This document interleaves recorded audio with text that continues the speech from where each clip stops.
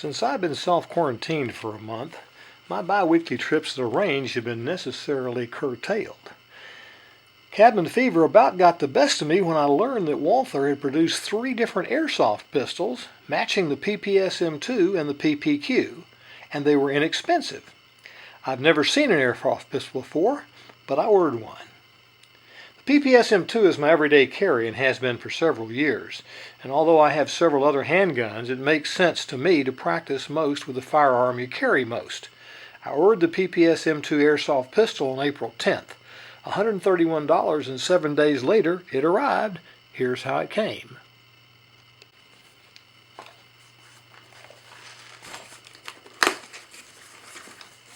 Inside the box is a bottle, 2,700 rounds of 6mm BBs. We'll need those. A spare 15-round magazine. This one's already loaded up before. A box of 12, count them, 12 CO2 cartridges. And last but not least,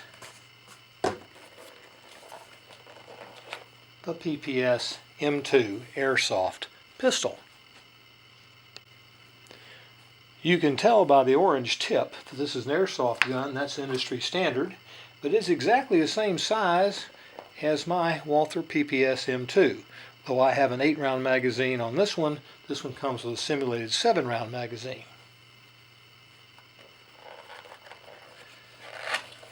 Inside the box is the pistol and what is to me a fairly incomprehensible instruction manual. I consider myself a pretty smart guy. I struggled with this thing for a long time, trying to figure out how to load a CO2 cartridge based on these instructions, which come in English, French, and Spanish, none of which were helpful to me. Let's examine the pistol. It has several simulated controls and several real controls. One of the real controls is a magazine release, which releases the 15-round magazine. Another is a slide lock that actually works. And the takedown levers are simulated. They don't do anything. Now, this isn't really a PPS, of course, and so this trigger is not a PPS M2 trigger. It's an airsoft trigger, but it has a nice feature on it. It's got a trigger lock, so if it's this way, it will not fire, and this way it takes its safety off effectively. Okay.